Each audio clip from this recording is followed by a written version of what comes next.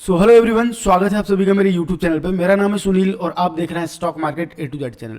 Guys, इस video में हम बात करेंगे स्टॉप लॉस के बारे में। स्टॉप लॉस क्या होता है और एक्चुअल में ये क्यों ज़रूरी होता है, ये चीज़ भी बात करेंगे। और दूसरा सबसे बड़ा कंसर्न लोगों का आता है कि भाई जब भी मैं कोई स्टॉप लॉस लगाता हूँ, ठीक है ना, जब भी क्या करता हूँ, कोई भी स्टॉप लॉस जब मैं लगाता हूँ, भले ही मैं निफ्टी में काम करूँ या बैंक निफ्टी में काम करूँ या फिर किसी स्टॉक में काम करूं, तो क्या होता है कि जब मैं जिस पॉइंट से बाई करता हूं, क्या करता हूं, बाई करता हूं जिस पॉइंट से, उस पॉइंट से मैं जब भी एसएल लगाता हूं, मान लेता हूं कि मैंने कोई भी चीज़ यहां से बाई की और बाई करने के बाद मेरा ये टारगेट हो गया, तो पर ये ऐसा होता नहीं है। क्या होता है कि इस तरीके से मार्केट थोड़ा सा ऊपर जाएगा, फिर मेरा एसएल हिट करेगा, एसएल हिट करने के बाद अगेन फिर ऊपर चला जाता है। मतलब सीधी सी बात है कि बार बार मार्केट ना मेरा एसएल हंट क्यों करता है ना, मतलब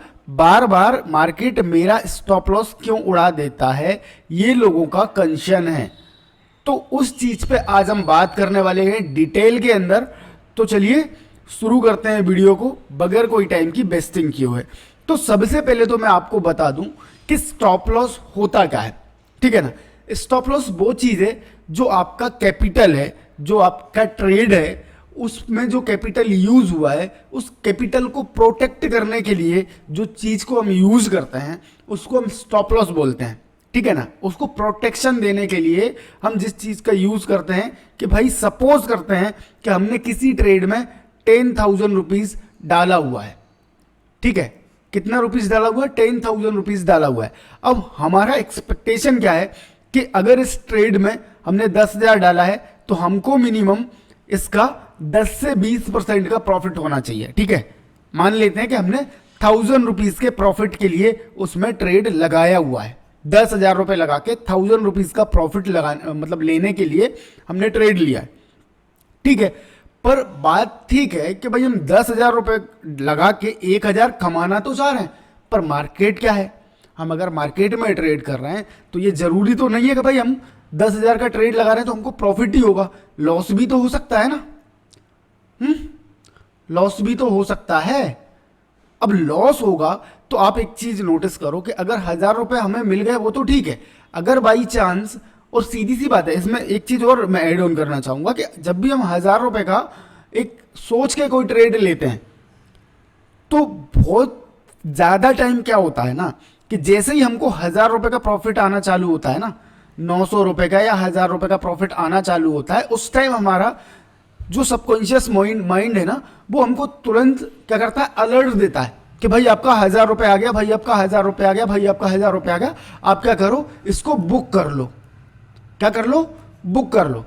और बहुत ज्यादा केसेस में ये होता ही है कि 900 रुपए से 1,100 रुपए के बीच में कहीं ना कहीं हम क्या करते हैं कि इसको बुक कर भी लेते हैं। बट जब लॉस की बारी आती है ना, क्या बारी आती है, लॉस की बारी आती है, तो ये 1,000 रुपए में भी कट नहीं होता, 500 में भी कट नहीं होता, ये कभी कभी ये लॉसेस का जो है वो अपना 5,000 और कभी कभी तो पूरा का पूरा कैपिटल 10,000 का 10,000 वाइप आउट हो जाता है। समझ रहे हो, 10,000 का 10,000 जो कैपिटल होता है ना वो वाइप आउट हो जाता है। तो भाई ये चीज मार्केट में काम नहीं करती। अगर आप एक एक्चुअल ट्रेडर बनना चाह रहे हैं, एक एक्चुअल ट्रेडर बनना चाह रहे हैं, तो आपको जो है ना स्टॉप लॉस अपना पहले से डिसाइड करना पड़ेगा कि भाई मैं 1,000 रुपए के प्रॉफिट के लिए अगर ट्रेड कर रहा हूं तो मेरा कहीं ना कहीं स्टॉप लॉस 300 से लेके 500 या फिर 600 के अप्रोक्स मेरा स्टॉप लॉस होना ही चाहिए, ठीक है ना। मिनिमम आपका जो रिस्क रिवार्ड रेशियो है वो 1:1 तो बनता ही बनता है।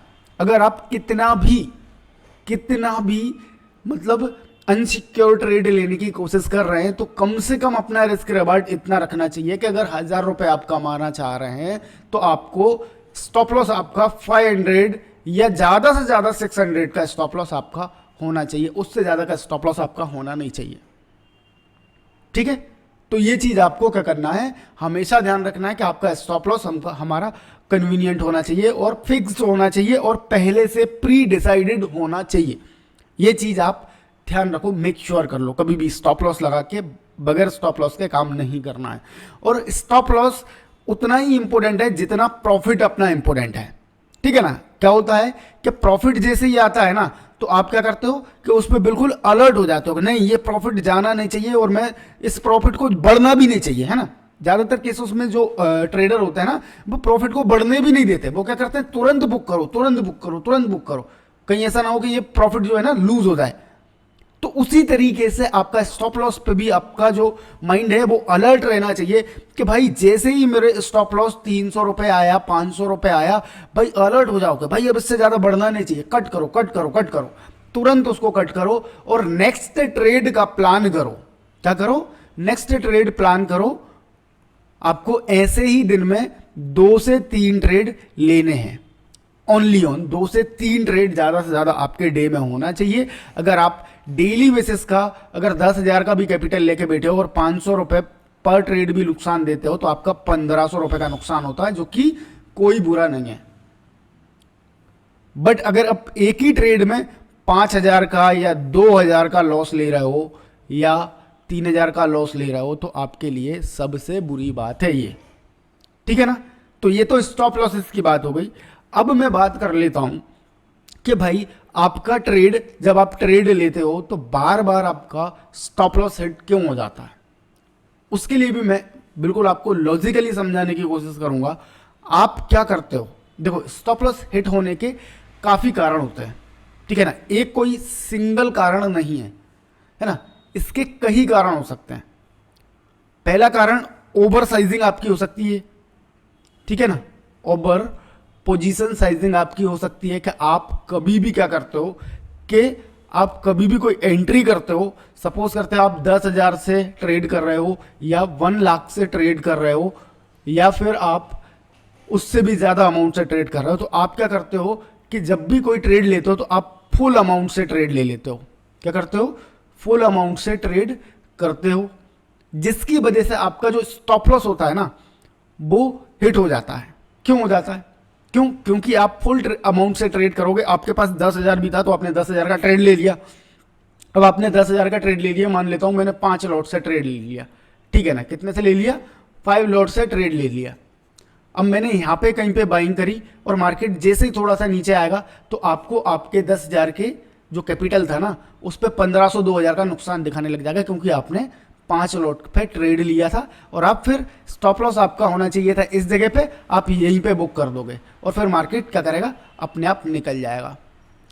तो एक पोजीशन साइजिंग हो जाती है। और दूसरी चीज़ क्या हो जाती है कि दूसरी चीज़ मैं बताऊं आपको, तो दूसरा तो ये है कि मार्केट के अंदर जहाँ तक मुझे नॉलेज है मैं बताऊं तो 50-60% लोग, कितना 50 और 60% लोग तुक्का ट्रेडिंग करते हैं। क्या करते हैं, तुक्का ट्रेडिंग।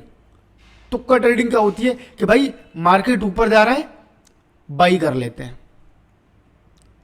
ठीक है। मार्केट नीचे जा रहा है, सेल कर देते हैं। अब आप बताओ कि किसी भी जगह से आप बाई या सेल कर दोगे। मान लो आपने इस जगह पे बाई कर लिया, आपको पता ही नहीं है कि स्टॉप लॉस कहां है, आपको पता ही नहीं है स्टॉप लॉस। अब बीच में कहीं भी आप बाई कर लोगे तो फिर बीच में कहीं भी स्टॉप लॉस दोगे, मार्केट थोड़ा सा करेक्शन देगा, आप स्टॉप लॉस हिट करा लोगे।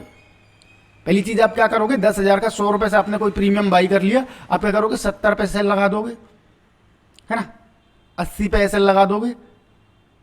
मतलब माइंड से आप लगा दोगे, मतलब अपने दिमाग से अपने हिसाब से ही सोच लोगे कि भाई ये 100 रुपए का मैंने लिया है, 20 पॉइंट का मेरा स्टॉप लॉस हो गया, 30-40 पॉइंट मिलेंगे तो टारगेट हो जाएगा। स्टॉप लॉस ऐसे नहीं लगाना होता है। स्टॉप लॉस हमेशा मार्केट को देख के आपको लगाना होता है। मार्केट खुद बताता है कि आपका एसएल कहां होना चाहिए, और जब मार्केट आपको खुद बताएगा तब आप एसएल लगाओगे तो वो एसएल कभी हिट नहीं होगा। ये चीज आप ध्यान रखो, ठीक है ना। आप अपने मन से स्टॉप लॉस लगाओगे, आपका दिक्कत बढ़ जाएगा, ठीक है। तो आपको वो चीज़ नहीं करनी है, तुक्का ट्रेडिंग नहीं करनी है। आपकी हमेशा कोई भी ट्रेड के अंदर जो है ना, एंट्री जो होती है, एंट्री जो होती है वो सबसे मस्ट है ना, सबसे इंपॉर्टेंट चीज़ है एंट्री। आपको ट्रेड के अंदर जितना भी दिमाग लगाना है, जितना भी सोचना है, जितना भी विचारना है, जो करना है वो आप एंट्री से पहले करो।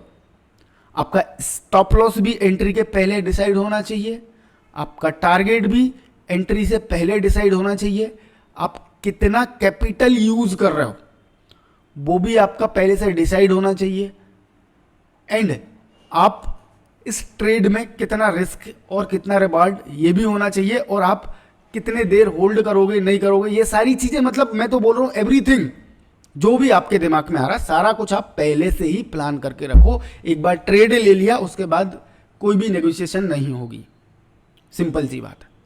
फिर उस ट्रेड में नुकसान हो प्रॉफिट हो वो फिर मार्केट के ऊपर डिपेंड करता है। आपको बस ट्रेड प्लेस करना है, अपना स्टॉप लॉस टारगेट लगाना है और मार्केट से बाहर हो जाना है। अब जो भी आएगा वो फिर उसके हिसाब से बात करेंगे, ठीक है ना। तो अब अपन चार्ट पे देख लेते हैं कि चार्ट पे स्टॉप लॉस कैसे बनते हैं और आपको कहां कहां स्टॉप लॉस लगाने होते हैं और किस तरीके से आपका जो ट्रेड है वो प्लान करना चाहिए आपको। तो ये मैंने रिलायंस का चार्ट है, ठीक है, कोई दिक्कत नहीं, रिलायंस का चार्ट है। इसी चार्ट पे मैं बात करता हूं। जैसे कि अगर मैं फिलहाल की कंडीशन में बात करूं, यहाँ पे ये जो चार्ट है, इस चार्ट पे मैं बताऊं आपको कि आपको कहाँ ट्रेड लेना चाहिए था, ठीक है। इस चार्ट के ऊपर अगर मैं बात करूं तो यहाँ पे एक पॉइंट मुझे दिख रहा है, ये वाला पॉइंट आप देखो, यहाँ पे मैंने एक अपनी हॉरिजॉन्टल लाइन ड्रॉ की है यहाँ पे, और एक मैंने यहाँ पे कर रहा हूँ, ठीक है। अब यहाँ पे आपको क्या चीज़ शो हो रही है, ये चीज़ आप देखो। देखो मार्केट क्या कर रहा है, यहाँ पे इस जगह पे देखो, यहाँ पे मार्केट ने सपोर्ट लिया, यहाँ पे सपोर्ट लिया, यहाँ पे सपोर्ट लिया, यहाँ पे सपोर्ट लिया। ऊपर देखो ये मार्केट का रेजिस्टेंस है, ये रेजिस्टेंस है, ये रेजिस्टेंस है, ये रेजिस्टेंस है मार्केट का, ठीक है। अब इस ट्रेडिंग की जो स्टाइल है इसको हम बोलते हैं रेंज ब्रेकआउट ट्रेडिंग, है ना। ये अपन मान लेते हैं कि मार्केट इस तरीके से एक रेंज बना रहा है, ये वाली जो रेंज है ये रेंज बना रहा है। अब क्या होगा, यहाँ पे आप देखो, अब क्या होगा कि हमारी एंट्री निकल के आ रही है, वो इस पॉइंट पे निकल के आ रही है कि भाई यहाँ पे ब्रेकआउट होगा, ये वाली जो रेंज है, ये वाली जो रेंज है इसका ब्रेकआउट होगा इस जगह पे, मतलब 3011 के लेवल पे, ठीक है। 3011 के लेवल पे हमारी एंट्री हुई, इस जगह पे कहीं पे हमने एंट्री की। अब हमारा स्टॉप लॉस क्या होना चाहिए, ठीक है। रिलायंस का शेयर है, आप लॉजिकली देखो 3000 रुपए का शेयर है, ठीक है, 3000 रुपए का शेयर है, तो इसमें कितने पॉइंट का आपको एसएल देना चाहिए, ठीक है।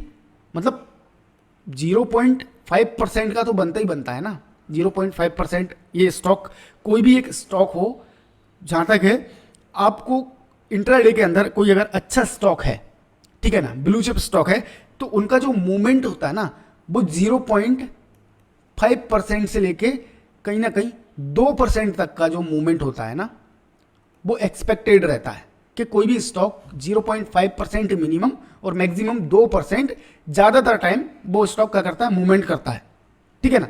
तो उस कंडीशन में अगर इसका 0.5% अपन देखें तो लगभग 15 रुपए के आसपास होगा, मतलब 15 पॉइंट के आसपास होगा। तो यहां से अगर मैं बात करूं, इस जगह पे मेरी 3011 पे एंट्री हुई, तो मेरा स्टॉप लॉस कहां होना चाहिए, आप यहां पे लगाओगे, है ना, यहां पे लगाओगे। क्यों, क्योंकि आप ये देखोगे कि भाई यहां पे एंट्री मिल गई है, अब स्टॉक यहां नीचे नहीं आएगा, तो आप एसएल यहां लगाओगे। बट एसएल यहां नहीं लगेगा, आपकी ट्रेडिंग की स्टाइल आपको पता होना चाहिए। जब रेंज ब्रेकआउट है तो रेंज के अपर साइड ब्रेकआउट हुआ है तो आपका अप साइड का ट्रेड बनता है, तो आपका जो एसएल है वो यहां पे लो प्राइस पे होना चाहिए, जो कि है 3002। कितना, 3002। 3011 से आपका एंट्री, 3002 पे स्टॉप लॉस। थोड़ा सा करेक्शन हुआ, मार्केट निकल गया, आपको प्रॉफिट दे गया, कितने तक, 3024 तक, ठीक है, 3024 तक। अगर आप बहुत ही ज्यादा टाइट स्टॉप लॉस लगा के मार्केट के अंदर काम करोगे तो चांसेस इज वेरी हाई कि आपका स्टॉप लॉस हिट हो जाएगा, है ना। तो कभी भी आपका एसएल जो है ना वो टाइट नहीं होना चाहिए। उससे बेटर क्या है, अगर आप एक चीज नोटिस करो कि अगर कभी भी या आप निफ्टी में कर रहे हैं, या आप बैंक निफ्टी में कर रहे हैं, या फिर आप किसी स्टॉक में ट्रेड कर रहे हैं, कभी भी आप एक चीज का ध्यान रखो कि अगर स्टॉप लॉस के साथ कभी भी कंप्रोमाइज मत करो, है ना। आप क्वांटिटी के साथ कंप्रोमाइज करो। देखो भाई, स्टॉप लॉस हमारे हाथ में नहीं होता है, स्टॉप लॉस मार्केट आपको खुद बता रही है कि मेरा स्टॉप लॉस इस पॉइंट पे बन रहा है, आप यहां पे मत फंसाओ जबरदस्ती, है ना, जबरदस्ती मत फंसाओ यहां पे। तो यहां पे आपको करना क्या चाहिए कि आपके पास अगर आपको लग रहा है कि भाई किसी ट्रेड के अंदर मेरे को 50 पॉइंट का एसएल देना पड़ रहा है, क्या देना पड़ रहा है, 50 पॉइंट का एसएल देना पड़ रहा है, जो कि आपके लिए काफी ज्यादा है, तो आप यहां पे क्या करो, अपनी जो क्वांटिटी है, सपोज आप कैश में 100 क्वांटिटी से काम करते हो तो आप 10 क्वांटिटी से काम करो। ऑप्शन के अंदर आप 5 लॉट से काम करते हो तो आप 1 लॉट से काम करो, ठीक है। अगर आपका स्टॉप लॉस आपके हिसाब से 10 पॉइंट का आपके लिए कन्वीनियंट है, आपके लिए लगता है कि भाई 10 पॉइंट का एसएल इनफ है, ये मेरे पास बेयरेबल है, मतलब ये मैं बेयर कर सकता हूं, तो आप फुल 5 लॉट से काम करो।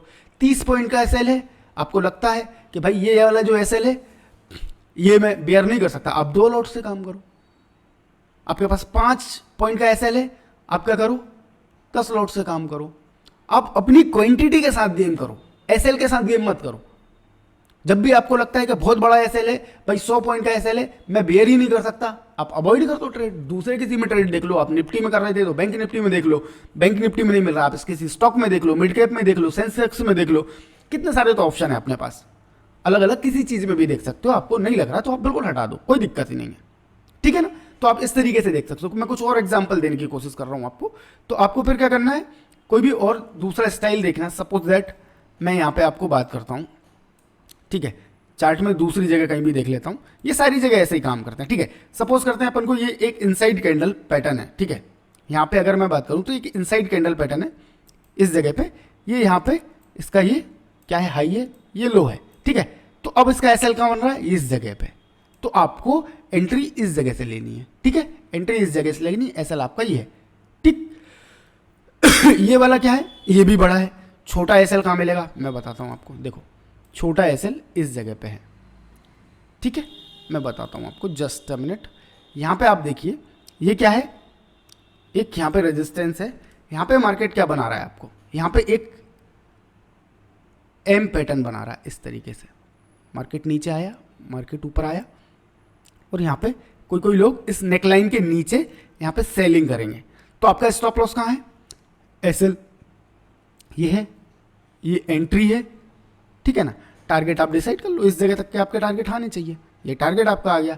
तो एसएल आप इस तरीके से लगाओगे ना किसी भी ट्रेड के अंदर, तो आपके एसएल कभी हिट नहीं होंगे भाई। आप देख के तो लगाओ, आप भगते मार्केट में, मार्केट यहां से भगा, आपने एंट्री इस जगह पे ले ली, ठीक है ना, ये एंट्री ले ली, आप कहीं भी यहाँ पे एसएल डाल रहे हो, थोड़ा सा ऊपर गया मार्केट। अब जब क्या होगा, ऑप्शन के अंदर आप ट्रेड करेंगे तो ये कैंडल में प्रीमियम बढ़ के यहां से बढ़ के इस जगह से मान लेता हूं कि यहाँ पे 100 रुपए का प्रीमियम था और यहाँ पे बढ़ के 300 रुपए का प्रीमियम हो गया, ठीक है। आप क्या करोगे, इस जगह पे एंट्री कहीं लोगे ना, इस वाली कैंडल में एंट्री लोगे, 300 रुपए का आपने क्या करा, बाई करा, आपने 240 रुपए का एसएल लगा दिया, ठीक है। क्या कर दिया, 240 रुपए का एसएल लगा दिया। अब ये मतलब अगर इस कैंडल के रिजेक्शन आया या फिर थोड़ी बहुत भी प्रॉफिट बुकिंग आई और ये कैंडल के आधी कैंडल भी अगर रेड कैंडल बन गई ना, तो ये जो 300 का प्रीमियम था ना, ये 170 आ जाएगा।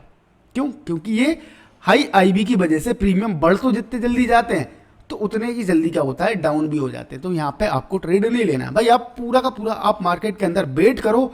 वेट करने के बाद आप अपनी स्ट्रेटजी के हिसाब से, अपने हिसाब से ट्रेड करो। सपोज करते हैं अपन को ये रेंज है, यहाँ पे आप देखो एक ये रेंज है, आपका एसएल इस जगह होना चाहिए, एंट्री इस पॉइंट पे होना चाहिए। आप बताओ मुझे कहाँ एसएल हो रहा है, कहीं भी एसएल नहीं हुआ आपका। और कुछ एग्जांपल मैं देख लेता हूँ, चलो ठीक है। अब आपको ये लग रहा होगा, मैं आपको बैंक निफ्टी के अंदर दिखा देता हूँ, आपको लग रहा है स्टॉक के अंदर मैं देख रहा हूँ, ठीक है ना। जस्ट अ मिनट, ये देखो, ये ऑटो बैंक है, मिड कैप फाइनेंशियल, ये निफ्टी 50 है अपनी बैंक निफ्टी। आप यहाँ पे देख लो, किसी भी जगह पे आप इसमें देखो, ठीक है। आप इस जगह पे देखो, मैं आपको यहीं पे एक ट्रेड बता देता हूँ, 5 मिनट का टाइम फ्रेम है, मैं जस्ट आपको स्टॉप लॉस समझा रहा हूँ, आप वो मत देखो, स्ट्रेटजी नहीं बता रहा हूँ, ठीक है। आप इस जगह पे देखो, ये एक इनसाइड कैंडल बना हुआ है, एक इनसाइड कैंडल बना हुआ है, स्टॉप लॉस आपका यहाँ होना चाहिए था। आपको लग रहा है आप ट्रेड मत लो भाई, आपको लग रहा है कि इस जगह पर रेजिस्टेंस है, इस जगह पर रेजिस्टेंस है, आपको मार्केट कहीं से भी धोखा दे सकता है, तो आप ट्रेड मत लो। अदरवाइज आप इतने के लिए खेलना चाह रहे हो, इस क्लोजिंग से यहाँ तक का खेलना चाह रहे हो, सपोर्ट तक, तो आप बिल्कुल ट्रेड ले लो। आप यहाँ पे भी देख लो, मार्केट यहाँ पे क्या हुआ है, इस जगह से रिजेक्शन दिया है, आप मान लो कि भाई यहाँ पे आपने ये 2 कैंडल का देख के यहाँ से ट्रेड लिया, आप यहाँ पे निकल जाओ, ठीक है। आपका एसएल यहाँ होना चाहिए, ये रेंज आप देख लो, ये रेंज के नीचे आप देखो। तो आप हमेशा स्टॉप लॉस कभी भी टाइट नहीं लगाना है, आपको रेंज देखनी है, आपको कोई भी स्ट्रेटजी देखनी है, उसके हिसाब से आपका स्टॉप लॉस होना चाहिए। मैं आपको गारंटी देता हूं कि अगर आप सारी चीजें देख के परख के काम करोगे तो आपके स्टॉप लॉसेस कभी भी हिट नहीं होंगे, ठीक है ना। अगर आपके हिसाब से आप देखो, सबसे बड़ी चीज है कि ये वाली जो कंशन आता है ना लोगों का कि भाई मार्केट हमारे फेवर में जाता है और जब भी हम बाई करते हैं तो पहले हमारा स्टॉप लॉस हिट करता है, देन उसके बाद जाता है। ये वाला जो कंशन है ना, ज्यादातर मैं बता दूं कि आप नौसिखिया ट्रेडर जो हैं बस उन लोगों को आता है। अगर मार्केट में आपने थोड़ा बहुत भी कुछ सीखा है तब आपको ये वाला कंसर्न आएगा ही नहीं, ठीक है ना। तो अगर ये वीडियो अच्छा लगा है, देखो मैंने पूरी चीज़ें सारी चीज़ें क्लियर करने की कोशिश की है, समझाने की कोशिश की है, और मेरी पूरी पूरी कोशिश यही थी कि आपको हर एक चीज़ में डिटेल में समझा दूं कि आप बताना क्या चाह रहा हूं मैं। तो मेरा सिंपल सा मतलब है कि आप एसएल के साथ मत खेलो, आप क्वांटिटी के साथ खेलो, ठीक है। एसएल कभी भी टाइट नहीं होना चाहिए, और एसएल हमेशा प्री डिसाइडेड होना चाहिए कि एसएल कहाँ है, उसके बाद ही आपको ट्रेड लेना है। ये सब चीज़ों के बारे में मैंने डिटेल में बताया। अगर ये वीडियो आपको अच्छा लगा है तो अपने दोस्तों के साथ शेयर करो, और अगर आप चैनल पर नए हैं तो चैनल को सब्सक्राइब करे बगैर मत जाना। मैं मिलता हूं ऐसे किसी वीडियो में, तब तक के लिए थैंक्स फॉर वॉचिंग।